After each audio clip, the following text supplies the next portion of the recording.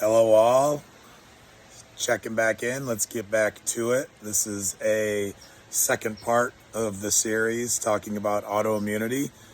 We'll just do a quick recap.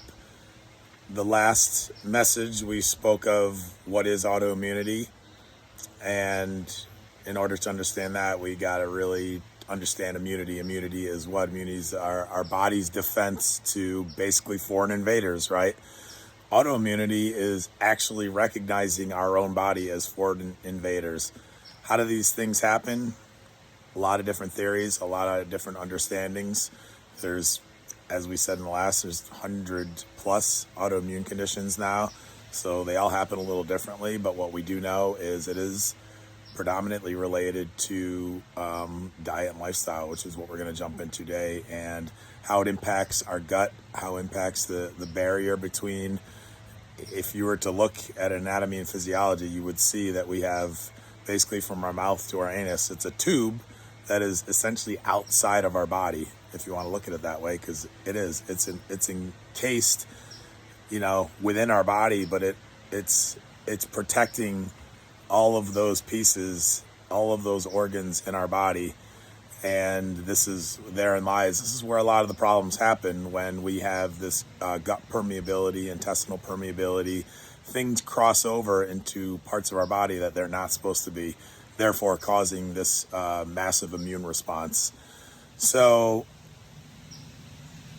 just a disclaimer, as always, I'm not a licensed physician, not a dietitian, not here to throw up a bunch of bar graphs, a bunch of stats.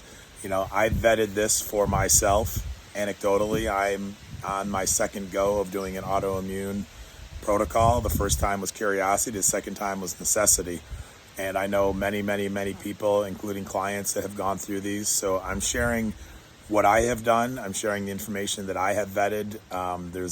You can go online. You can find all kinds of information out there. But hopefully you're here just so we can shortcut all of the madness, all of the noise, and you can have some tools. It's about creating opportunity to have a higher quality of life. Now, some of these autoimmune conditions are 100% non-reversible. I mean, they're going to be a part of your life. Doesn't mean you can't manage them, doesn't mean you can't have a high quality of life.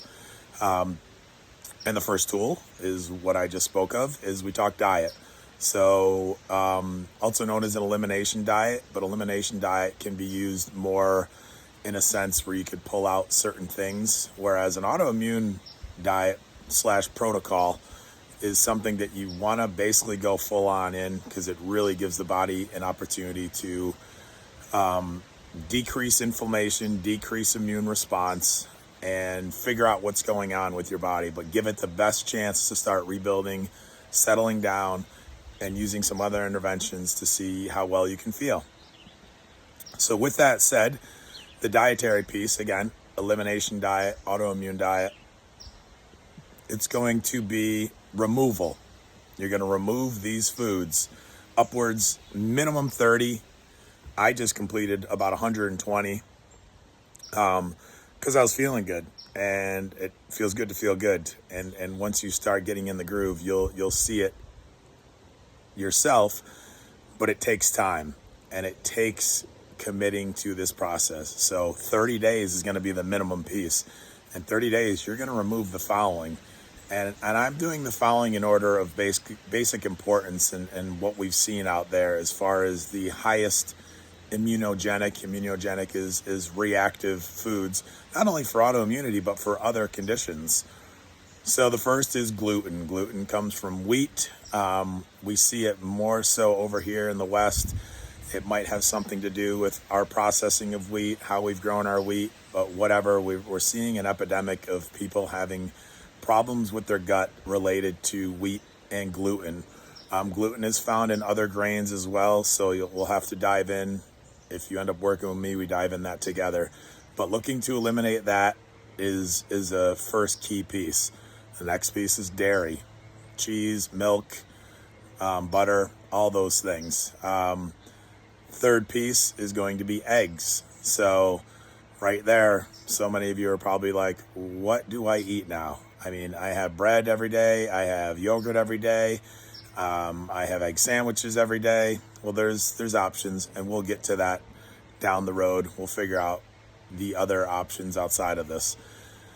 So then the following foods are some additional foods. So we'll go to nightshade. The nightshade family is eggplant, tomatoes, peppers, any and all peppers, any spices, red spices related to that. Your next food is soy. Your next food after that would be legumes, and peanuts are a part of legumes. You would also want to eliminate nuts and seeds. And then you'd want to pull out chocolate as well. So right now, many of you might have already hit pause or just stopped this video because you're like, this is overwhelming. I can't do it. You can do it. You just got to trust yourself. You got to find people to support you. You got to get their proper tools around you and understand that this is a step that can propel you in a direction where you can regain your life. And so let's say you do this. You remove all these things, 30, 60, 90 days. You're starting to feel more balanced. What you do now is it's a reintroduction phase. Now you're going to test those foods by bringing them back in. Again, that's not for this video. I just want to show you first and foremost that there are steps. This is the biggest step as far as I'm concerned. This is the step that's going to allow you to understand what you're going to be able to do moving forward, what foods are going to be triggering to you, and reducing that inflammatory and that immunogenic response. So the next piece, lifestyle, just as important as the food though, just have an understanding. So that is a piece of lifestyle is what? Movement, exercise. So the more of, probably going to support you. The less of, probably not so much. Going to help you to sweat, detoxify. These are all things you're going to support all of your body, support your liver, support your kidneys, support your digestion, etc. So movement. Then we go to stress. Well, stress is going to come in all shapes and forms. There's good stress in movement. There's bad stress in being sedentary. Stresses along with emotional, psychological, physical stress in the sense of the food piece. So we're going to be managing that by removing. So there's other stresses, and this is a really big one as well, and having understanding environmental stress. Environmental coming from pollutants all around you, from skincare, body care products, laundry detergents. So much data out there. Environmental Working Group, ewg.org, they speak about this a lot, and there's tons of practitioners out there that speak to this. The environmental pollutants are another thing.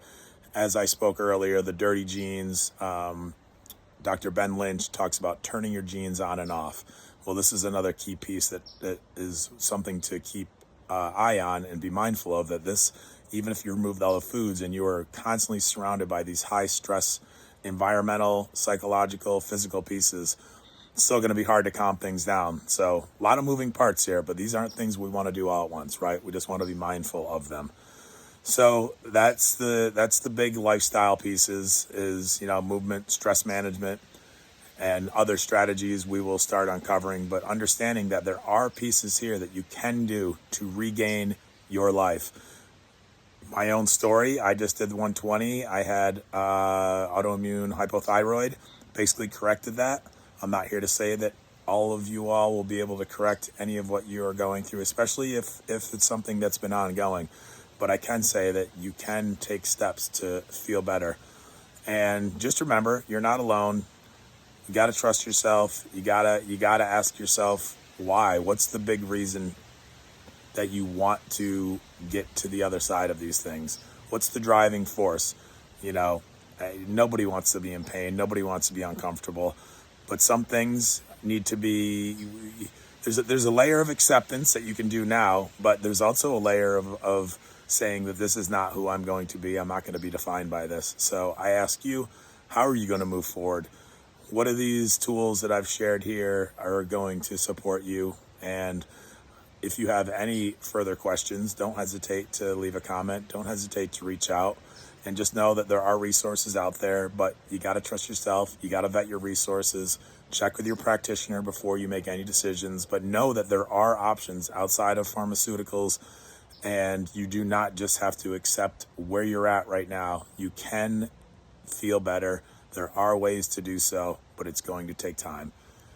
Take care. be kind to yourself. Until next time, we will unpack more strategies on what you can eat, how you can eat, stress management techniques. Just know there's tools. Be good. Take care. Health Coach Bert, thanks for visiting my channel. Make sure to subscribe, share, and let others know that I'm here to just speak my truth. You know, I'm not here as an expert. I'm not here to be filling you all with the bells and whistles and trying to get you to work with me. I just want you to hopefully get information in a palatable way that allows you to feel more supported and more understood. Take care.